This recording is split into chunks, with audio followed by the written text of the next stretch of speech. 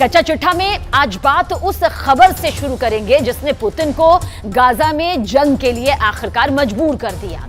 अगर अगले 24 घंटे में इजरायली सेना ने गाजा पट्टी पर भीषण हमला किया तो फिर रूस बहुत बड़ी जंग शुरू कर सकता है, इसमें कोई शक नहीं। पश्चिम एशिया की मीडिया के मुताबिक व्लादिमीर पुतिन ने नेतन्याहू को दो टूक कह दिया कि अब रूस गाजा और सीरिया पर और हमले किसी भी कीमत पर बर्दाश्त नहीं करेगा।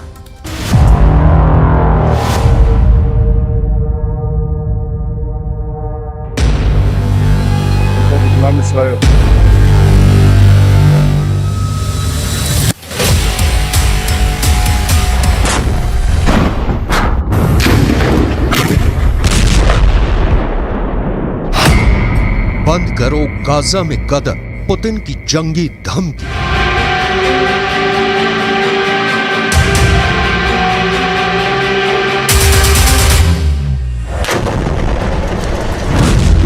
गाजा युद्ध में लगभग 15,000 मौतें होने के बाद इजराइल के प्रधानमंत्री नेतन्याहू भयानक खून खराबा करने पर उतारू हैं।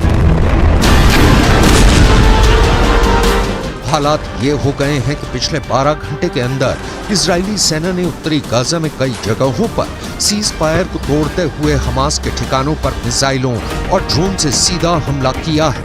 लेकिन इस बीच एक खबर रूस से निकल कर आई है जिसने पूरी दुनिया को सन्न करके रख दिया है।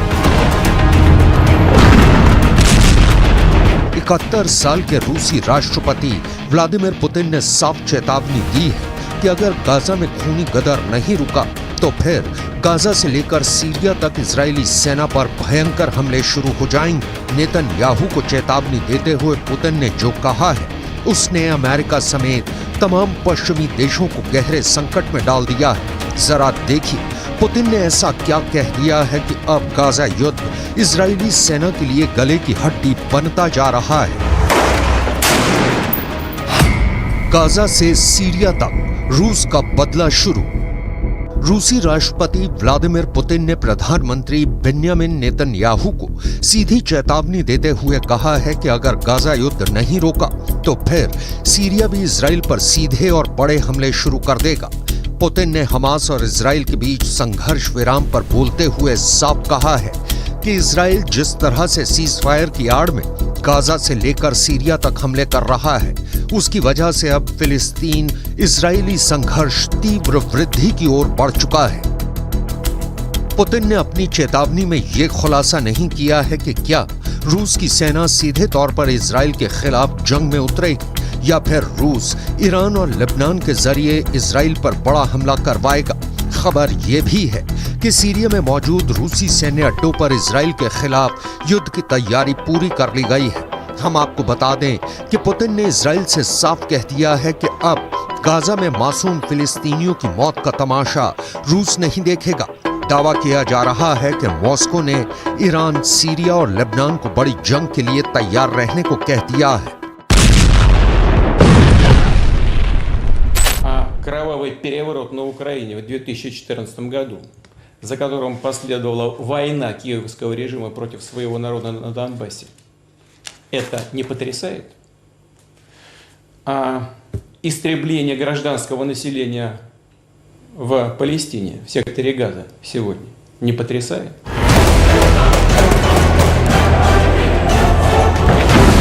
अब आप ये भी जान लीजिए कि जब से हमास और इजराइल के बीच सीज फायर हुआ है तब से उत्तरी गाजा, दक्षिणी गाजा और वेस्ट बैंक में ऐसा क्या हुआ है कि फिलिस्तीनियों और हमास के लड़ाकों को बचाने के लिए पुतिन को सीधे जंग के मैदान में उतरना पड़ा है।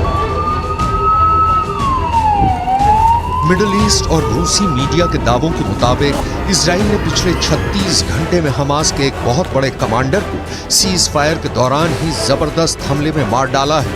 अब सवाल उठता है कि जब सीज फायर है तो फिर इजराइल डंके की चोट पर हमास के टॉप कमांडर या कहें लीडरशिप से जुड़े नेताओं को क्यों मार रहा है।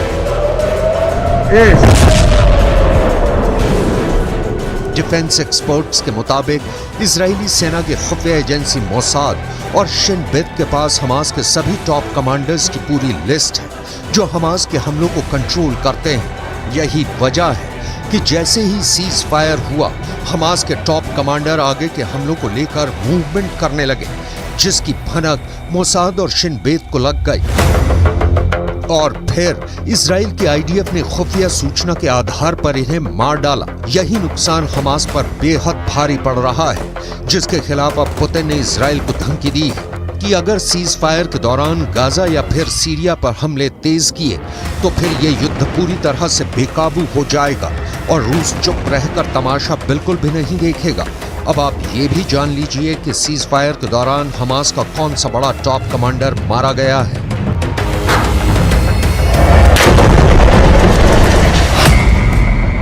हमास के 2 टॉप कमांडर्स को इजरायली सेना ने इस तरह से मारा है कि यही नहीं पता चल पाया कि उन्हें सीज फायर के दौरान मारा गया या फिर पहले मारा गया।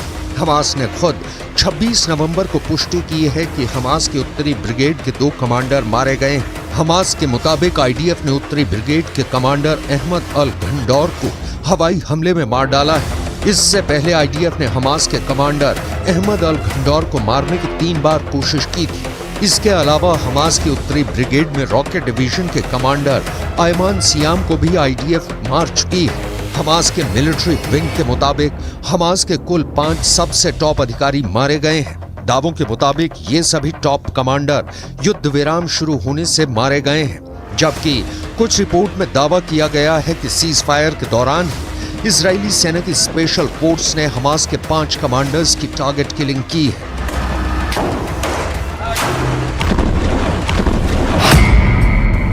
सीज फायर तोड़ा तो तोड़ देंगे इजराइल। हमास के 70 से ज्यादा कमांडर्स मारे जा चुके हैं, जिनमें से 15 बेहद माहिर और दिग्गज कमांडर्स थे। लेकिन जिस तरह से सीज फायर की आड़ में इजरायली सेना ने गाजा में गदर मचाया है, उसे लेकर पुतिन बेहद एक्टिव है। ईरान के राष्ट्रपति रईसी से पुतिन की नजदीकियों ने इजराइल के खिलाफ नई मुसीबत खड़ी कर दी है, तो वहीं सीरिया के प्रमुख असद से पुतिन की पुरानी और गहरी दोस्ती ने इजराइल को गाजा से लेकर सीरिया तक मुसीबत में डाल दिया है। सीरियाई राज्य समाचार एजेंसी के दावों के मुताबिक पिछले 18 घंटे में दक्षिण पश्चिम सीरिया में इजरायली हवाई हमलों में सीरिया के सैन्य ठिकानों को भारी नुकसान हुआ है। दावों के मुताबिक सीरिया में हुई इजरायली हमले में उसके 8 सैनिक मारे गए हैं, जबकि 7 घायल हुए हैं। सीरिया में इजराइल का हवाई हमला सीरिया के दक्षिण पश्चिमी शहर दारा के पास सैन्य ठिकानों पर हुआ है, जिसे लेकर पुतिन बुरी तरह से बौखला गए हैं। इसलिए उन्होंने इजराइल को सीधी धमकी दी है कि अगर गाजा और सीरिया में इजरायली हमले इसी तरह से दोबारा हुए तो जंग बहुत भयानक हो जाएगी। אני מבקר פה עכשיו ביחידה של אמ"ן, היא עושה עבודת קודש, חושפת הרבה מאוד, ומה שאנחנו רואים זה דבר מדהים. אנחנו רואים בעצם שהתושבים, האזרחים בעזה למעלה, מגנים על כל הטרוריסטים למטה. הם בנו עיר תת-קרקעית להגן על עצמם, והם מקריבים את האזרחים למעלה. זה בדיוק הפוך מצבא הגנה לישראל. צבא הגנה לישראל זה חיילים שמגנים על אזרחים, פה זה אזרחים שמגנים על... इधर हमास के द्वारा बंधकों की रिहाई के दौरान एक बड़ी हैरान करने वाली खबर सामने आ रही है। रूस को अपना सबसे वफादार दोस्त मानने वाले हमास ने रूसी बंधकों को लेकर ऐसा ऐलान कर दिया है जिसने पुतिन के कद को दुनिया भर में काफी ऊंचा कर दिया है। हमास के वरिष्ठ अधिकारी ने दावे के साथ ऐलान किया है कि हम रूस और राष्ट्रपति पुतिन का बहुत सम्मान करते हैं, इसलिए गाजा में बंधक रूसी नागरिकों को हमास बिना शर्त रिहा करने जा रहा है। हमास के टॉप लीडर ने पुतिन को सम्मान देते हुए बयान दिया है कि रूसी बंधकों को रिहा करके हमास पुतिन को सच्चे दोस्त होने का सम्मान दे रहा है।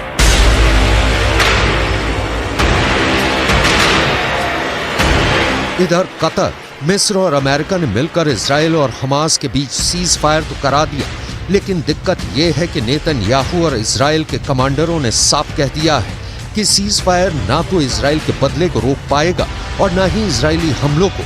हम हमास का पूरी दुनिया से खात्मा कर देंगे। इधर कुछ मिडिल ईस्ट की मीडिया ने दावा करना शुरू कर दिया है कि गाजा पट्टी में 20,000 से ज्यादा लोग मारे गए हैं, जिनकी संख्या 1967 में इजराइल अरब युद्ध में मारे गए लोगों से कहीं ज्यादा है।